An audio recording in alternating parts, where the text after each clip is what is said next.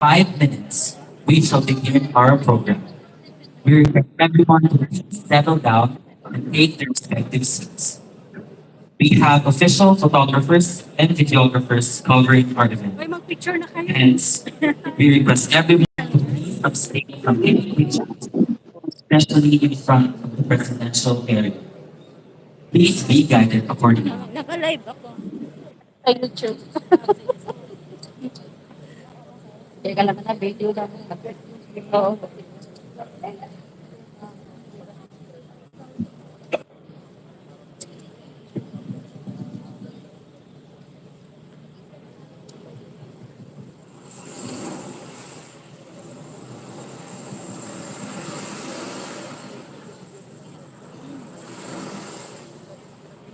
Diyan ikut at tipon sumiyang.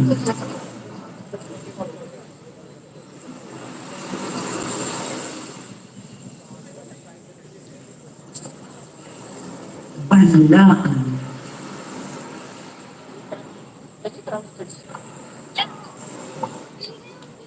Yaman ng Pangasinan.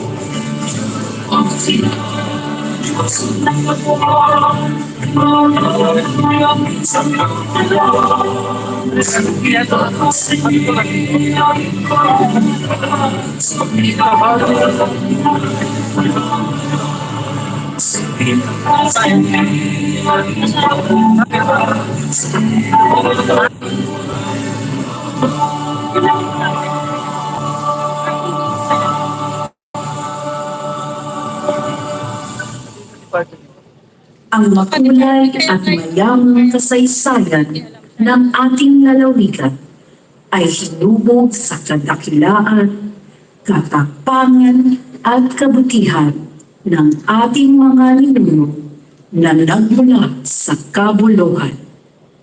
Mula sa pagkakatatag ng ating probinsya noong 1580, ang lugar na ito na ating pinagmulan ay naging banaan ng mga biyaya ng kalikasan, pagpapala ng asin ng buhay, tapang at giting para sa bayan, kalinga at malasakit para sa sambayanan.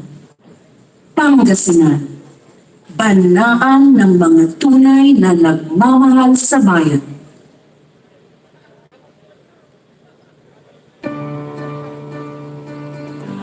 Beyond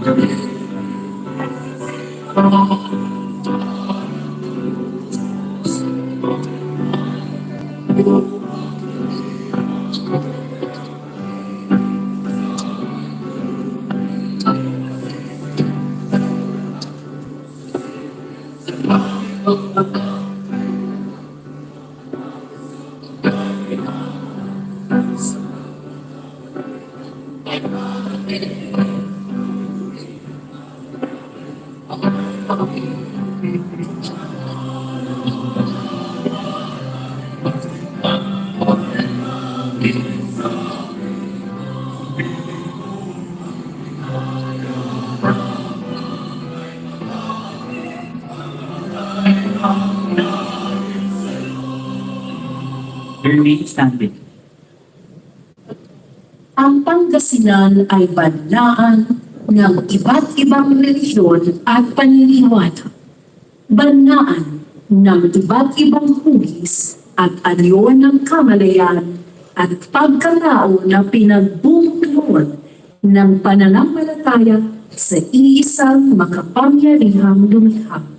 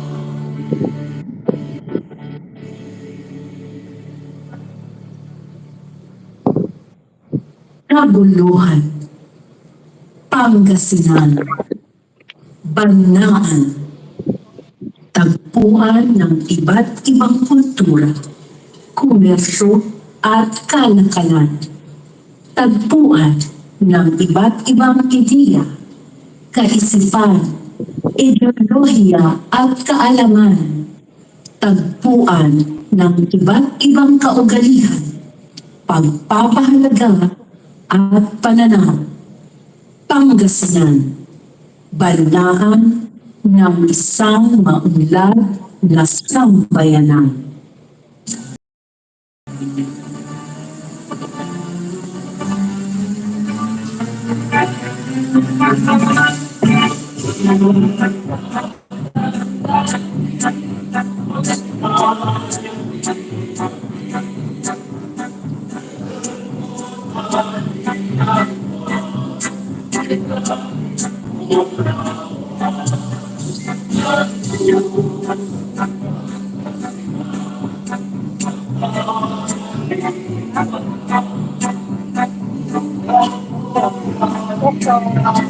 Ay, sakto po, berapa?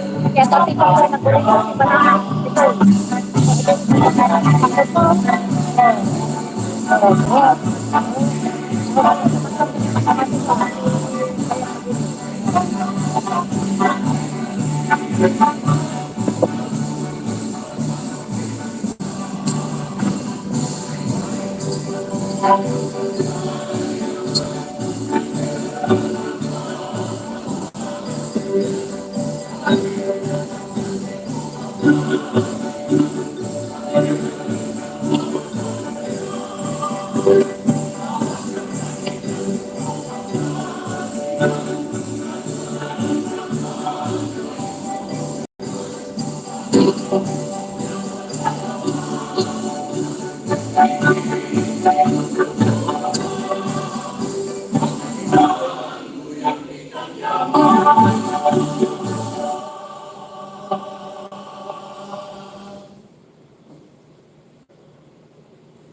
You may now take your seat.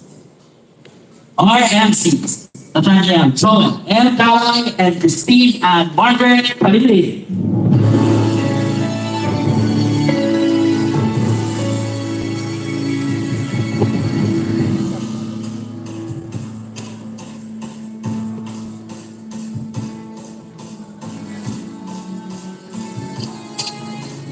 Ladies and gentlemen, a pleasant afternoon to each and everyone. Magandang hapon po sa ating lahat na inibag na magandang kayo. Masanto dan maaari yang ngaram at sikatayin.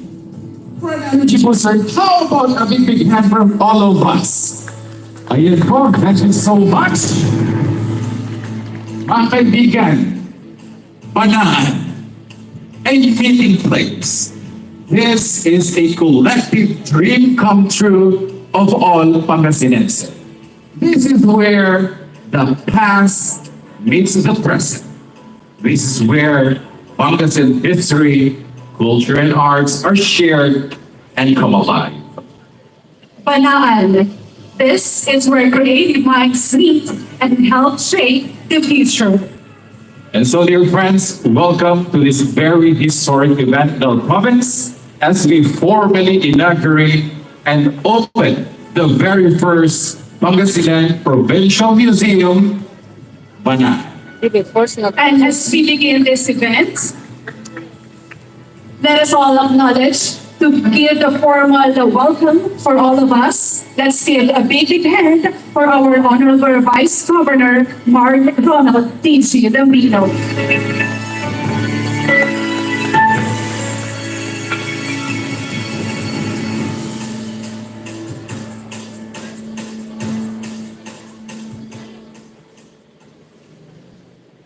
Maraming salamat, Nats and Nat.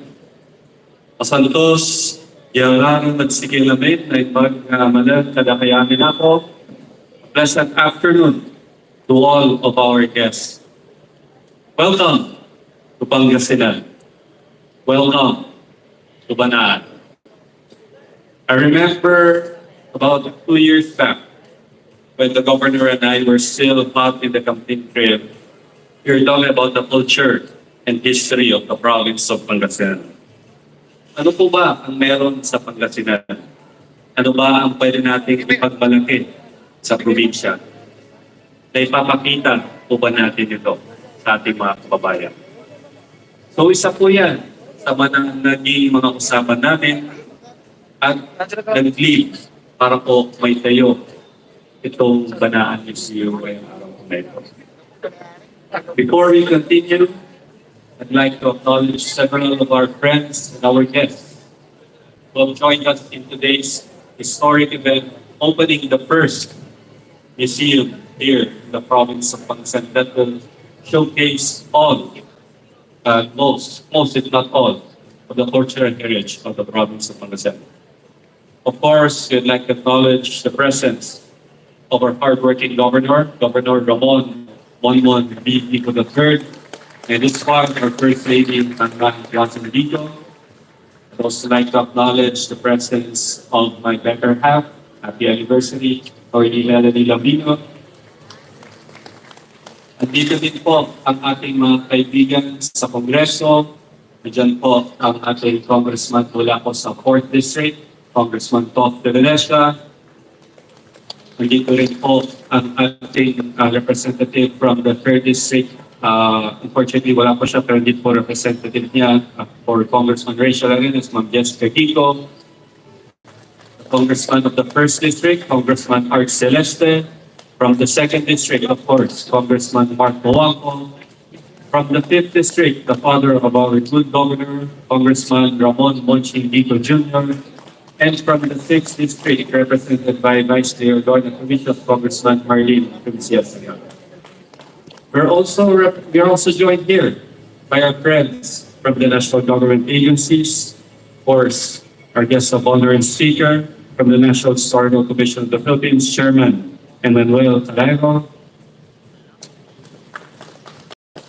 the officer in charge of the National Museum of the Philippines, Director Paulo Chan,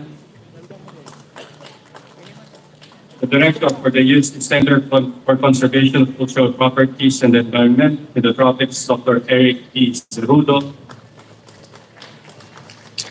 One of the pioneers and advocates of promoting culture here in the province of Pangasinan, the wife, the former mayor of Suat, Pangasinan, Madam Carmela Arsigue.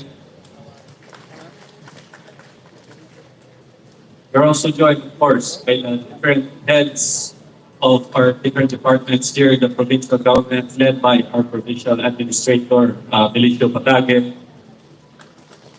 Sa ating mga local chief executives, mga miyembro po ng Sangguniang Dalawigan na nandito, mga miyembro po ng Sangguniang Pangungsod at Sangguniang Bayan, welcome po muli sa Banaan. Nakakatay na po natin yung isa sa ating mga pangarap dito po sa probinsya. We are very grateful na maganda rin po yung panahon. Alam ko po, ilang din po dinasalan ng ating organizers na sana tumigil po ang bagyo at ulan at masilayan po na magandang araw itong araw ng Biyernes. I'd also like to acknowledge the presence of the Regional Director of the Department of Tourism, Director Jeff Ortega, nandito na rin po siya, and our NLP President, the Mayor of Lingayen, Mayor Leopoldo Paul Batawin is also there. That being said, to all of our guests, fellow Pangasinenses, ating po mga bisita, kaibigan sa media, welcome sa Banaan, welcome sa Pangasinan. Magandang hapon po sa inyo. Thank you very much, Vice Governor Mark and your team Filipinos. Again, a big hand, please. Pangasinan province is rich in cultural expressions like folk dances. One particular dance that is traditionally performed every time we build a new house or open up a new building is the tubong kalatong. It is believed that this dance, with every piece of the bamboo, attracts good and positive energy and drives away evil spirits in the house or building. And as we open the BANAAAN Museum, let us also more attract positive energy and blessings through this dance. Ladies and gentlemen, the Tubong Kalatong Dance.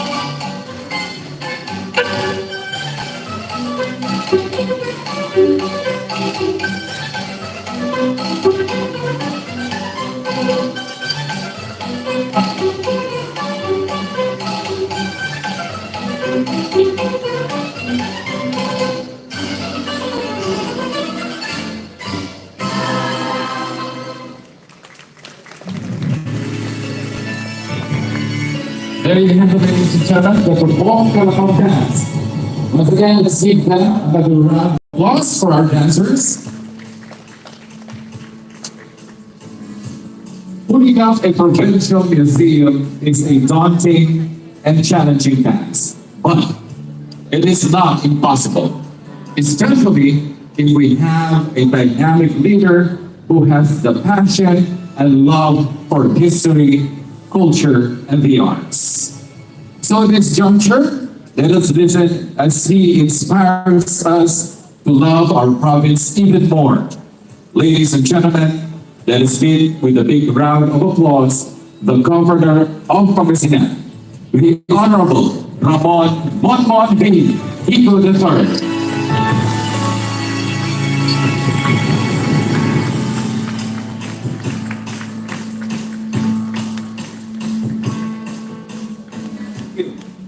Maybe all that take their seats.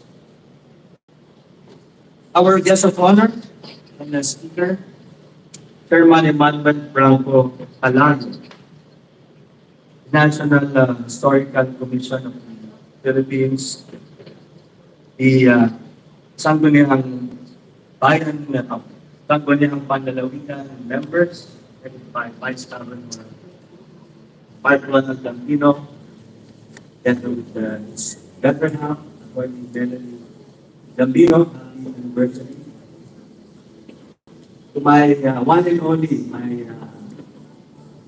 beautiful wife, Banaan Ipon.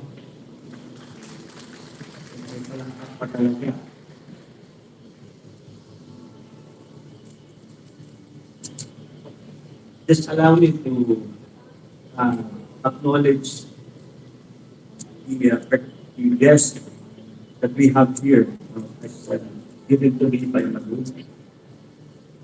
The mayors, headed by the president of the LNP Pangasinan chapter, mayor of the host municipality of Inauguration, the Honorable Leopoldo Batavin, like the mayors, vice mayors, and councilors who are in attendance, the Regional Director of the Department of Tourism, R.D. Joseph Francisco Ortega, Director Paulo Mar Chan, OIC of the National Museum of the Philippines, Dr. Eric Cerudo, congratulations sa atin, Doc. Director of the USP Center for Conservation of Cultural Properties and Environment of the Tropics,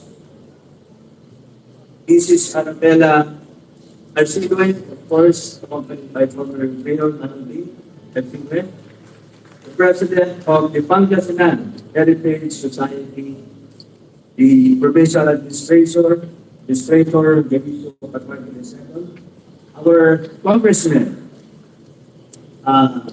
Congressman Christopher George Martin de Venecia, of the Chairman of the Special Committee on Creative Industries in the 19th Congress, the Honorable Arthur Celeste of the 1st District, the Honorable Art Owango of Art, the Honorable Rachel Arenas, represented by Ma'am Hueco of the 3rd District of Pangasinan, the Honorable Ramon Bonching Dico Jr. of 5th District, the Honorable Martin Princess Abbas, the 6th District, represented by Vice Mayor North Acquisitions. Kayo, the tourism officers, the representatives of the mayors, our Pangasinan artists, where are you? Si Joe Datwin, sir, Nestor Benduhan, Paco Santos, Panagasinan artist here for the PAG. Sanad B,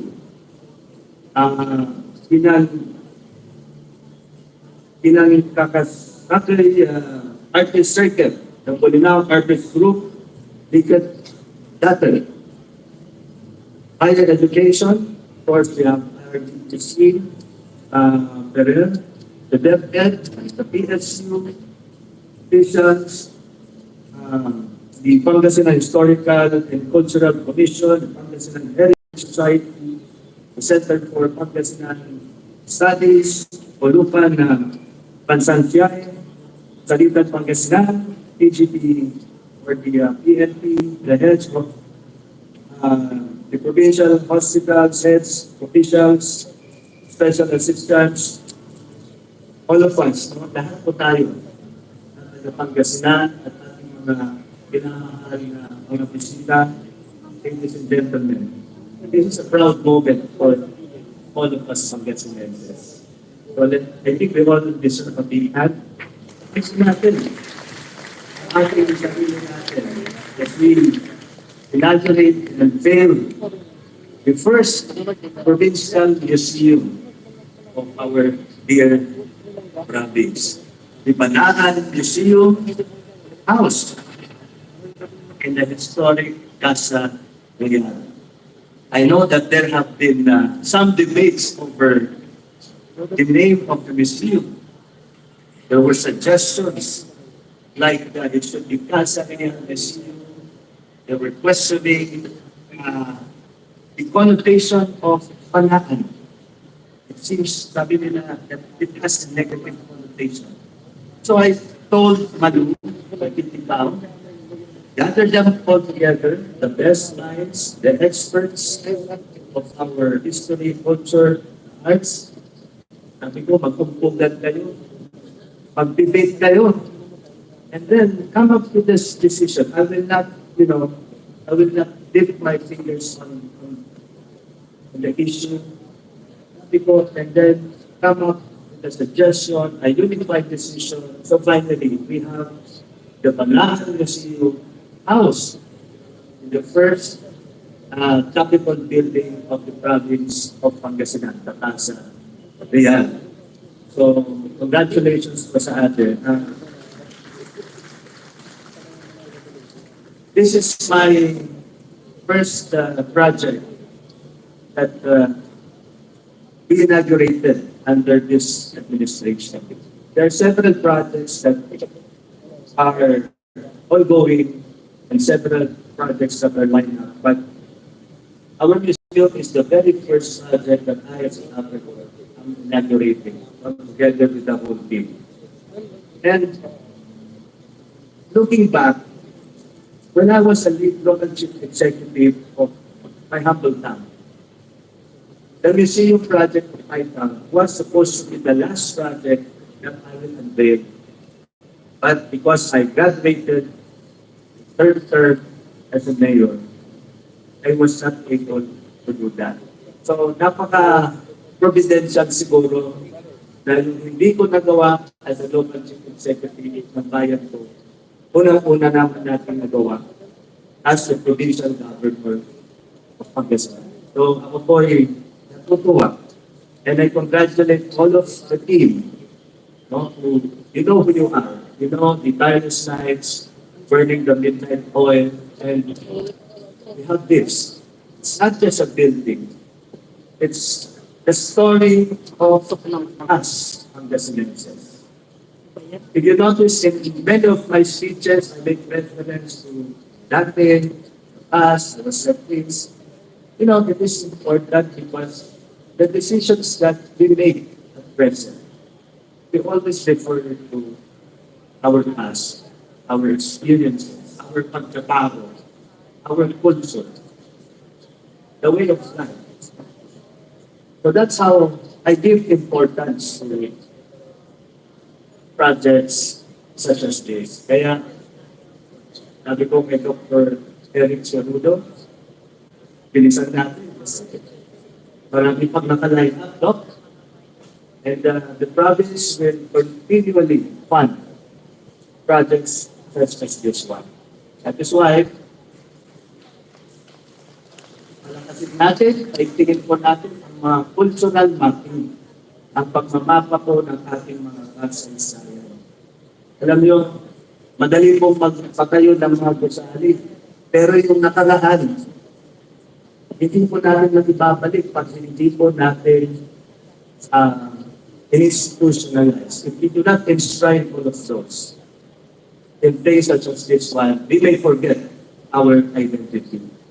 We may forget our roots and we may be lost as a people of Pangasinan. So, this is just the start of so many cultural, historical, endeavors and projects for the province of Pangasinan. Marami pa po tayong trabaho. I'd like to mention then sa Pilipinas, don't forget to tell our kababayans that September is Creative Industry Month. Okay? So I think you are authoring a bill on creative industries. Tama? Yes. Patas na. Nahuli ako, pasensya ka na to. Kasi sa dami po ng trabaho natin sa Capitol, hindi ko na alam ang nangyayari po sa labas. So congratulations. I'm a supporter of the creative industry. I collect art. I love art. It's makes my day bright.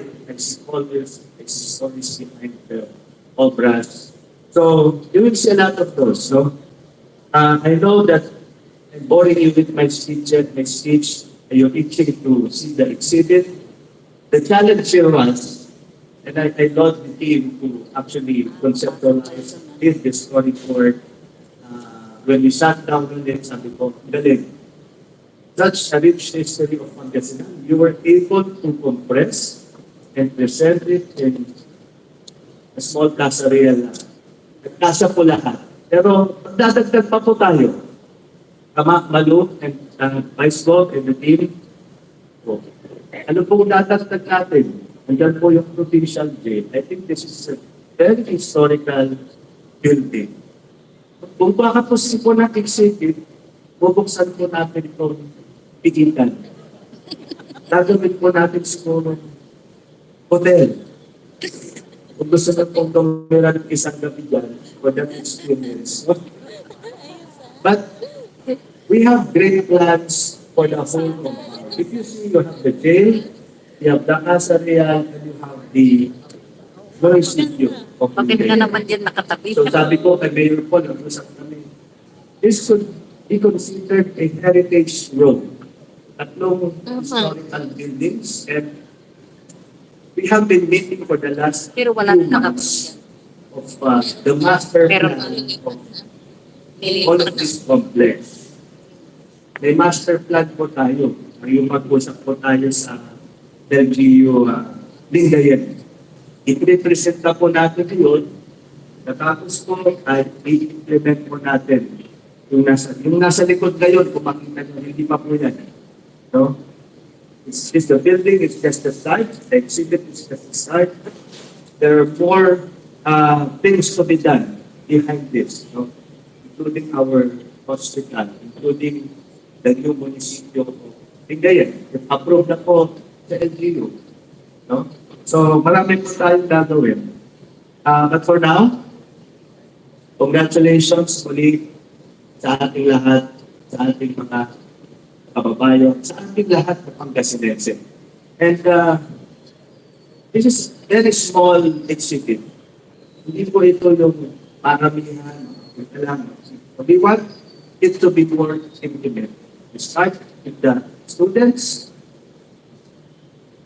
small group, we have tour guides inside, and I think in the future we can develop apps So, iscan mo na ng QR code and then may audio guide ka na, may visuals ka na, may in-depth presentation and text of the exhibit.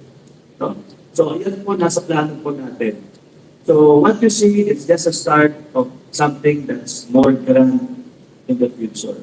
So, mas marami pa po tayong gagawin dito at I'm asking, of course, the support of all our leaders, especially our representatives, Congressman. You are our link to the national government. I hope that we can work together and come up with projects such as this one. So thank you again. Congratulations to all of us Pangasinenses. Thank you so much for the inspiring message. Again, ladies and gentlemen, a big hand for Governor Ramon V. Quinto III. This time, may we call on our Provincial Tourism and Cultural Affairs Officer to introduce to us our guests of honor and speaker. Dear friends, please welcome Ms. Maria Luisa Amor Alduayan.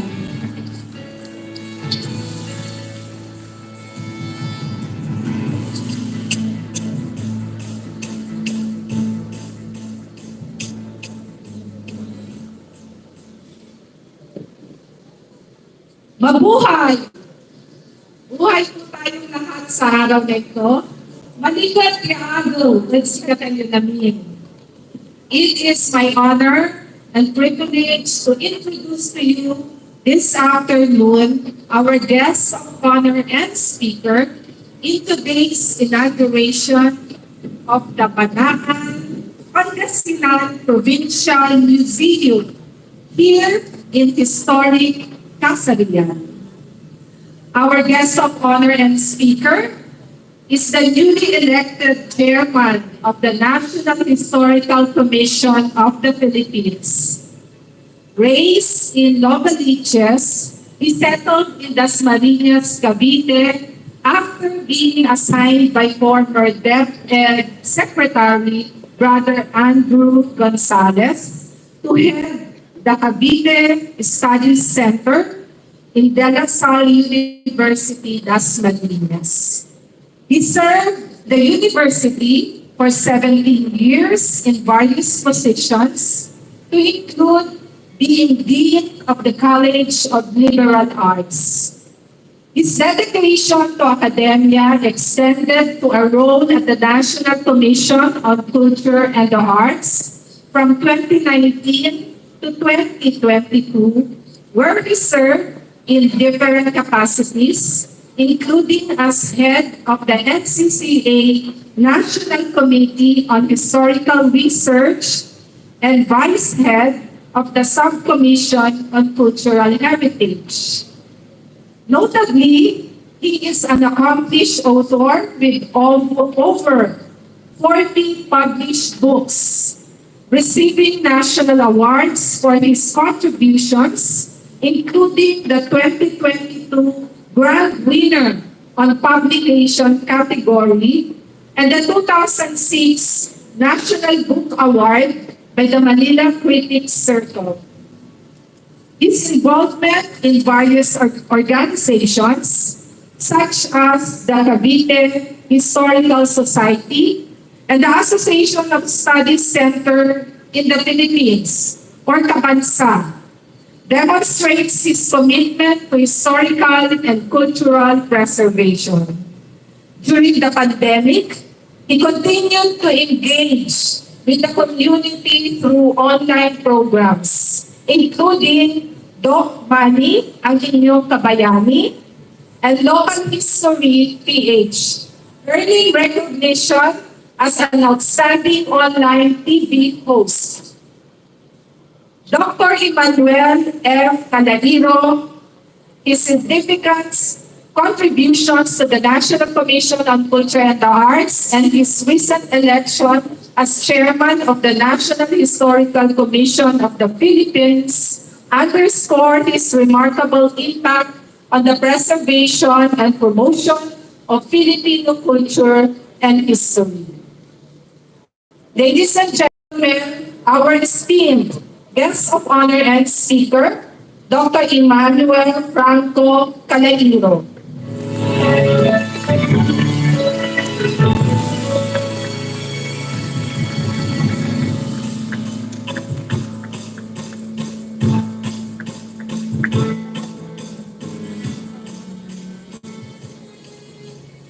Magandang hapon po sa ating lahat.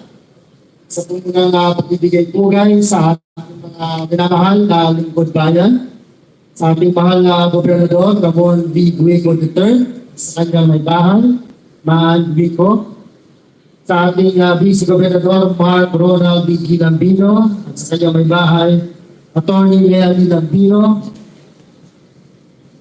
sa ating Pangulo ng Mayor's League ng Pangasinan, of course, in the end, Honorable Leopoldo Batawil, kay Director Joseph Francis Ortega ng DOT, Dr. Christine Ferrer ng CHEC, Director Paulo Marchal ng National Museum of the Philippines, ating kaibigan Dr. Eric Zerudo ng UST Center for Preservation of Cultural Properties and Environment in the Tropics. Sa aming host kanina kay Madam Arabella Arcillo, ang Pangulo ng Pangasinan Heritage Society Incorporated, sa ating Provincial Administrator, the Bishop Patagi II, sa ating mga tinatawan, ginagalang Arturo Diaz Celeste, ginagalang Christopher George Martin Top de Venecia, ginagalang Ramon Vico Jr., sa kinatawanan ginagalang Marley Plinicia Sagabas, sa umupo ng Sanligang Panlalawigan, sa ating mga punong bayan, sa mga artists, mga guro, historical organizations, sa lahat po ng narito ngayon, isa po magandang hapon sa inyong lahat. Masantos siyang narinig sa kayo. Nagkakalap po ako na makasama kayo lahat ngayong araw sa paglulusad ng inyong Banaan Provincial Museum dito sa mga saysayang kasarian ng Pangasinan. Para po sa mga hindi nakakaalam, nagsilid pong bahay pamahalaan ang gusali ito ng pamahalaang panlalawigan ng Pangasinan mula ng unang itong maitayo noong 1840 hanggang 1819. Sa gitna ng panahon kolonyal ng mga Amerikano ang lumipat ng pamahalaang panlalawigan, nanatiling mahalagang bahagi ng buhay ng mga taga-Pangasinan ang gusaling ito. Naging paaralan at punong tanggapan ng mga hapon ng kasarian noong panahon ng ikalawang digmaang pandaigdig. At nanatiling itong tanggapan ng West at Korte halos sa isang siglo. Kaya kinilala ng Pambansang Komisyong Pangkasaysayan bilang Pambansang Palatandaan ng Pangkasaysayan or National Historical Landmark ang gusaling ito. Bilang tanda ng malalim na ambag nito sa ating kasaysayan, naging isang karangalan din sa amin ang maging katuwang ninyo sa restoration nung matapos ang noong 2017. Sa araw po na ito, ay sisimulan ang bagong bahagi ng kwento ng inyong kasarian bilang bulwagan ng inyong pagkakakilanlan o identity. Ang paglulunsad ng Banaan Museum ay isang pagkilala sa kasaysayan at kultura ng buong Pangasinan. Bilang isa sa pinakamahalagang lalawigan sa ating bansa at sa naging ambag ng bawat Pangasinense sa kwento ng pambansang Pilipinas. Ang itulad sa pangalan ito, Banaan, nawing maging lugar ng mga pagtitipon ng mga ideya, sining, kwento at kultura ang tukay ito. Tampok ang galing at husay ng bawat Pangasinense. Alam niyo po, napakahalaga ng ganitong museo. Sapagkat sa panahon ngayon, hindi po lahat ay meron dito. Ako po ay 25 years na sa aking profesyon. No? At nabantik ka kanina, ako ay nakatira sa Dasmariñas. Sa loob po ng 25 years ay nalaman ko na meron mga hazards sa preservation of culture. Sa kami po, siguro alam naman natin lahat ay nagkaroon ng programa ng industrialization. Alam niyo po, pag meron industrialization, meron sa ating EPSA, meron sa aming mga naglitawan ang mga subdivisions, no? Na nawala yung maraming mga nawala, mga agricultural lands at napalitan ng mga higanting negosyo at mga industrial estates. At talaga pong nagbago ang landscape ng Cavite. At isa sa mga naapektuhan nito ay ang pamana. Marami pong siguro wala pa kasi heritage law. Maraming mga bahay ang nagipa. No? Maraming mga dayo ang pumunta sa Cavite at halos sabi niya ay halos maraming mamamayan ng Cavite ay hindi nga taga-Cavite na, hindi mga dayo na. So iba na yung kultura. At pag iba na yung kultura, hindi na nila ma-appreciate yung pagiging Caviteño. No, kaya yung identity po nawawala at yung identity ay yung refleksyon ng ating pamana. Pangalawa, nakita po natin, nakaharap natin ay ang pandemic. Yung po alam niyo, bago ang pandemic, marami pa tayong mga elders na saksi sa kaganapan, mga primary source ng World War II, no, post-war. Pero dahil sa hazard ng pandemic, marami na po ang nawala. Dahil po dyan ay pag nawala ang saksi, unti-unti na rin mawawala ang memorya. No, isang problema rin po yan sa pamana. Ang isang problema pa rin ay mismo tayo. Ewan mo kung masasabi natin na dahil din ng panahon ay magiging makakalimutin na rin tayo. No, so sa ngayon, natutuwa po tayo na tayo lahat, no, na tayo po ay naaalala natin to. Pero dahil siyang panahon na hindi na natin may iwasan na unti-unti makakalimutan na rin natin itong bagay na ito dahil sa maaaring old age o dahil na sa sakit. No? Kaya habang narito tayo, importante no, na ginagawa natin ang role natin for heritage preservation. Isa pa rin pong hazard, no? Sa tingin ko ang hazard din sa yung pagpasok ng information technology. Although meron siya siyempre, nagagawang napakahalagang role sa ating buhay tulad ng ating cellphone. Pero isang hazard po siya dahil hindi sa lahat, ang mga pamana ng ating lahi ay hindi naman lahat nakikita sa cellphone. Kaya karaniwan, pag kausap natin yung mga bagong henerasyon na, parang hindi tayo makarelate. Kasi iba na yung content na kanilang na-appreciate sa paggising nila hanggang sa pagtulog nila. Bakit po? Kasi hindi pa rin tayo makakapag-upload ng mga content na may kinalaman sa ating pamana. Bakit? Maaaring hindi pa handa. Maaaring namang hindi pa handa ang mga modules para mag-translate sa na mailagay sa ating mga website. So yan po yung mga bagay-bagay na hazard sa ating sa preservation ng ating pamana. Kaya po ang ginagawa natin ngayon ay napaka-importante. Importante po ang ganito tulad na lamang na pagtatayo ng mga museo kasi kailangan natin ng content sa panahon ngayon. Content na maaaring puntahan ng kabataan, puntahan ng mga turista, para makita nila yung identity ng ating probinsya, ng identity ng bawat munisipyo. Sapagkat kung wala pong gagawa nito, ay lalo again, with all the hazards, unti-unti maglalaho po ang memorya ng nakaraan. Lagi ko nga po sinasabi, hindi na po mabubuhay ang kasaysayan dahil wala na po yan. Tayo po ang bubuhay ng kasaysayan. Tayo mga buhay.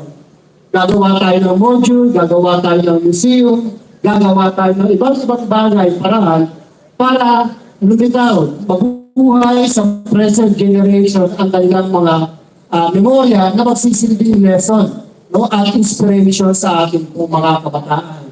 Sa tingin ko, yan po ang napakalaking role o crucial role ng present generation. Kaya ang bawat isa po sa atin ay meron po tayong obligasyon at meron tayong responsibilidad, no, para gawin, no, ang mga bagay na ito. Kaya isa pong pagpupugay sa ating pamunuan, no, ng ating lalawigan, ng ating mahal na gobernador, at kitang-kita ang commitment, no, sa kanyang nation para sa ganito. Alam niyo po, pag ang leader ay walang hilig sa ganitong klase ng pagpapalaganap ng kasaysayan at kultura, napakahirap po na i-push yan. Alam niyo po yan. Pag hindi po nagkakaisa ang sanggunian, mahirap po itulak ang isang batas. Kasi alam natin na ang ganitong klase ng mga proyekto, kinakailangan talaga ito ng iisang sigla lamang. Para magkaroon ng pondo, para magkaroon ng pagpapalakas. At lahat po ng yan ay magsisimula siyempre sa ating mga lingkod bayan. At natutuwa po tayo na ang ating lingkod bayan sa provincial level at sa ating mga municipal level ay mayroong iisang galaw tungkol sa heritage preservation. Importante po yan. Sapagkat darating na naman again, sana magpagyari, pero marami na po ako nakita ng mga LGU, the provincial and local level na hindi nagkakaisa. Dahil doon, hindi natutuloy ang proyekto. So, sino ang kawawa? Sa totoo lang, ang kawawa yung mga nakaraan sapagkat hindi na sila maaalala. At yung binaharap sapagkat wala silang babalikan. Kaya, importante po ang mga guro sapagkat kailangan maipasa ang mga kaalaman na ito. Importante lalong-lalo na ang ating mga aspeto ng turismo. Sapagkat sa ngayon, sinasabi na ang hard history ayaw ng basahin ng mga kabataan. Ang gusto nila yung ma-appreciate yung aesthetic value na i-communicate yung historical and cultural value. Kaya nga, pumasok na yung tinatawag nating heritage or historical tourism. No? Na napakahalaga sa pagpapaunlad ng ating bayan. At the same way, nabibigyan natin ng pagkilala ang nakaraan. Kaya po sa araw na ito, sino po ang panalo? Panalo po ang ating mga ninuno. Sapagkat ang mga ninuno po ay hindi na mapagsalita, pero nakikita natin, makakapagsalita pa rin sila. So, maganda ng museo na ito. Panalo po ang susunod na henerasyon sapagkat meron ng aasahan. Palakpakan po natin ang ating mga lingkod bayan, palakpakan po natin ang ating mga pamilya. Kaya po sa aming lahat, mula po sa Pambansang Komisyong Pangkasaysayan sa Pilipinas, masaya po namin binabati ang pamahalaan ng panlalawigan ng Pangasinan sa pamumuno ng ating panlalawigan, Ramon Rico III, at sa lahat ng Pangasinense sa makasaysayang paglulunsad ng museo na ito. Mananatili po kami sa NCP na inyong katuwang sa pagpapatuloy ng pag-unlad at pagpapayaman ng makasaysayang kultura ng Pangasinense at sa iba't iba pang mga lugar. Tulad po ng aking sinasabi palagi, ang kamalayan sa kasaysayan po ang susi sa pagkakaisa at kaunlaran.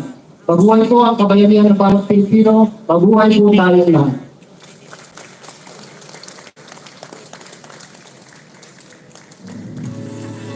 As for guest of honor speaker, Dr. Emmanuel Franco Calangiro, Chairman of the National Historical Commission of the Philippines. Again, let us give him a big round of applause.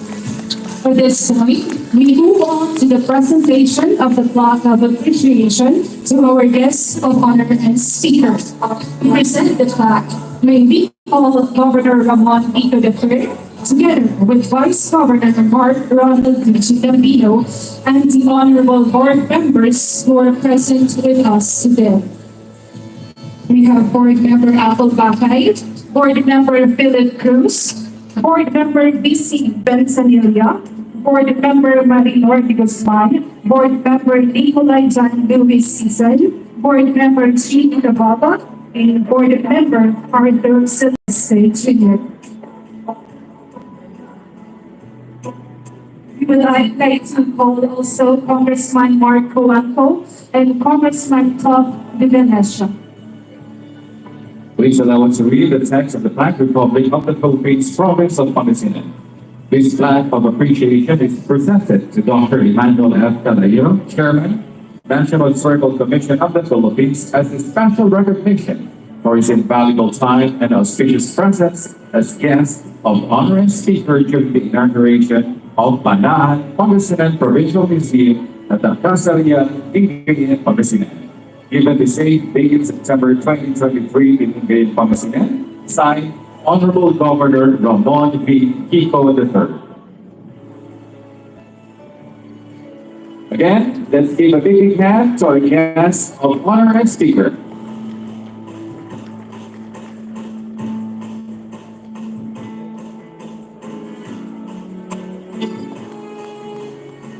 Thank you very much. May we request our guest of honor and speaker and our provincial officials and our congressmen to be seated.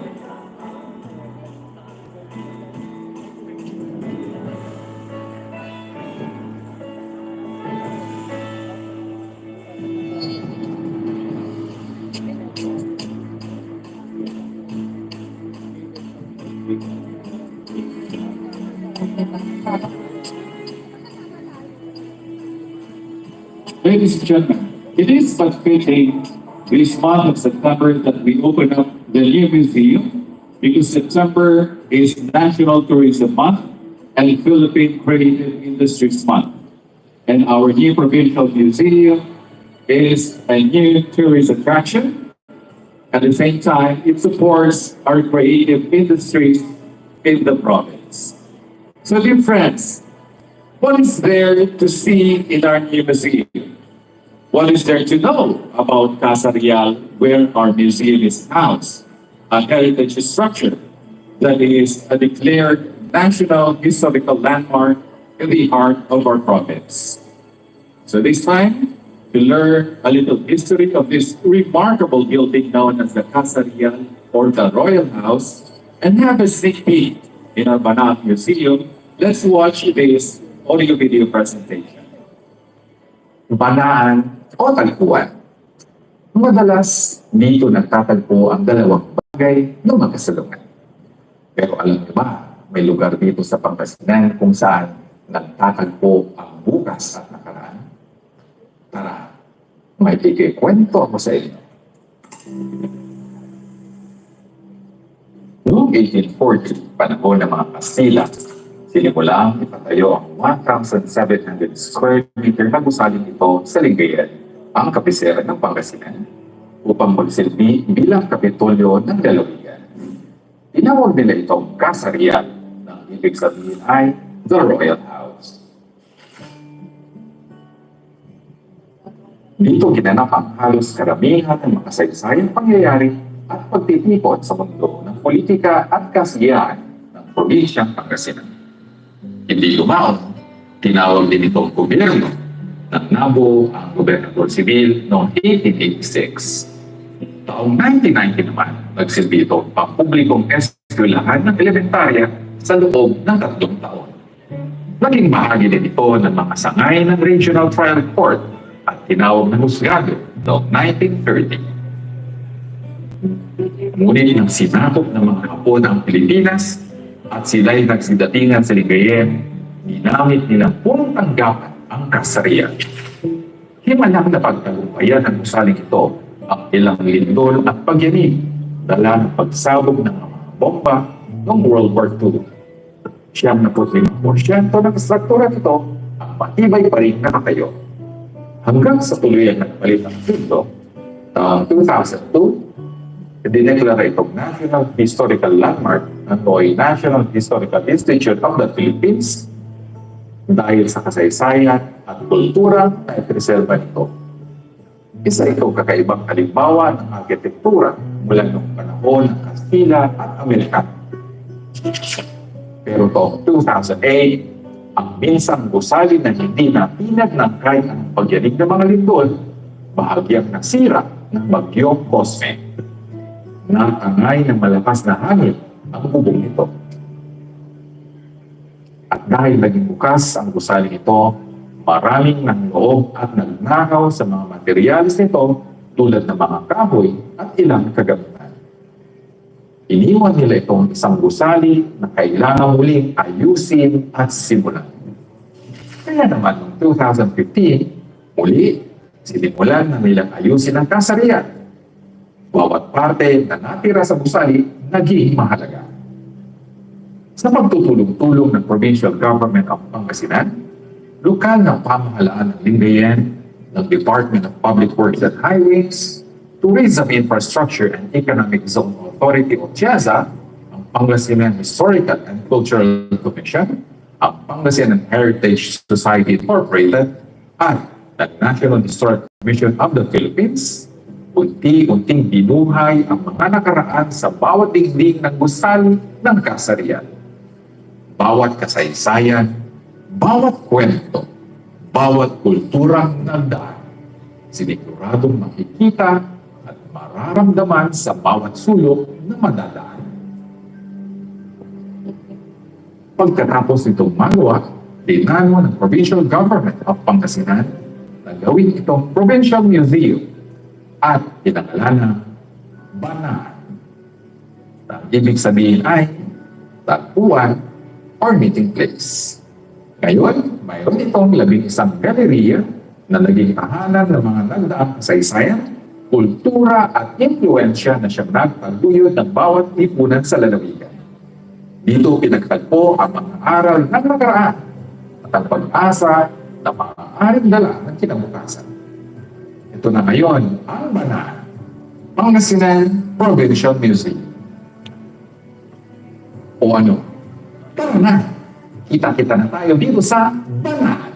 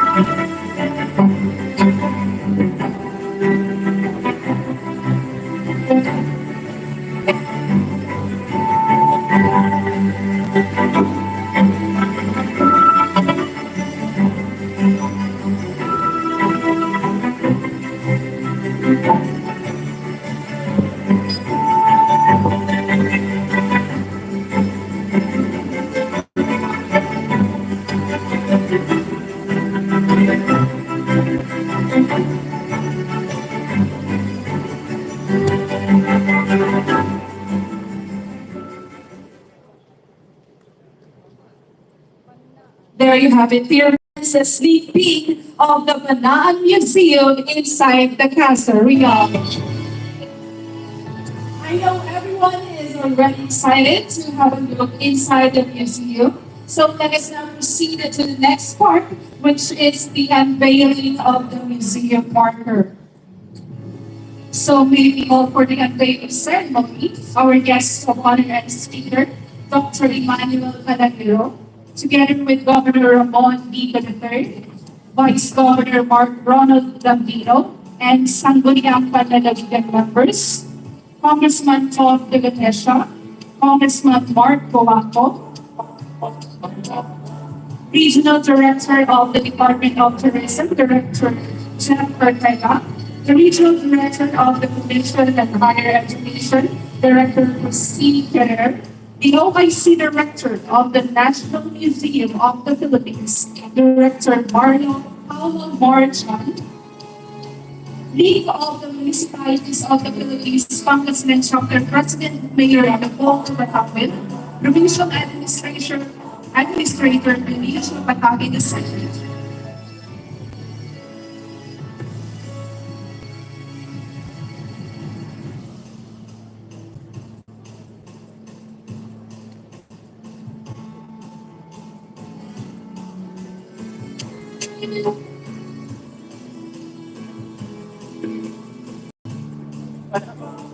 All right, dear friends, please allow us to read the text of the marker. Banaan, Pangasinan Provincial Museum. May these flames of convergence inspire us to embrace our past, to learn from our shared stories, and to love and safeguard our cultural heritage as we advance to a promising future. This museum is built and dedicated to the people of Pangasinan under the administration of Governor Ramon V. Kiko III and the 11th Sangguniang Panlalawigan of Pangasinan. Unveiled this 8th day of September 2023 at the Casa Real in the capital town, Ligay. At the count of three, we unveil the marker. 1, 2, and 3.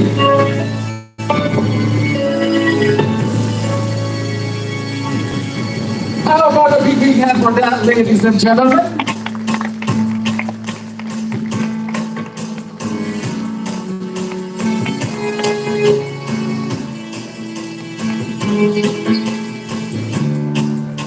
Thank you very much. Let us now proceed to the ribbon cutting ceremony, which will formally open the doors of the Banaan Museum. To do the honors of cutting the ribbon, may we have our guest of honor speaker, Dr. Emmanuel Palagiro, together with Governor Ramon V. III. To stand as witnesses to the ribbon cutting, may we have Congressman Mark Coanco, Congressman Bob de Venecia, Vice Governor Mark Ronald Lambino, and the Sangguniang Panlalawigan members. We would also like to invite our regional directors, RD Jeff Almeda and RD Christine Ferrer, our First Lady, Madam Maan Suazo-Limito, Attorney Melanie Gambino, Mayor Leopoldo Bacawin, Dr. Eric Zerudo, Provincial Administrator Benicio Pataki II, Maria Luisa Alzate. Our Pangasinan artists who participated in the Kaluyakan art exhibit in the Scene Gallery of the museum, to be led by Mr. Joe the Twin, Mr. Nestor Villuan, and Mr. Paco Santos. And of course, the President of the Pangasinan Heritage Society and the representative of the Pangasinan Historical and Cultural Commission, Ms. Arabella Arcino. We would also like to invite Architect Crisanto Lustre, as well as Dr. Eric Zerudo.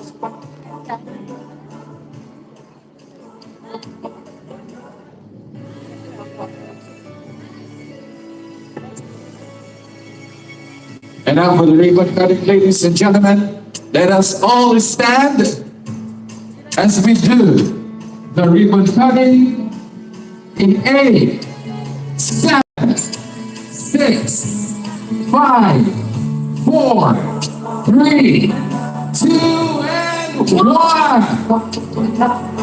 Congratulations, Pangasinan! Congratulations, Banaan!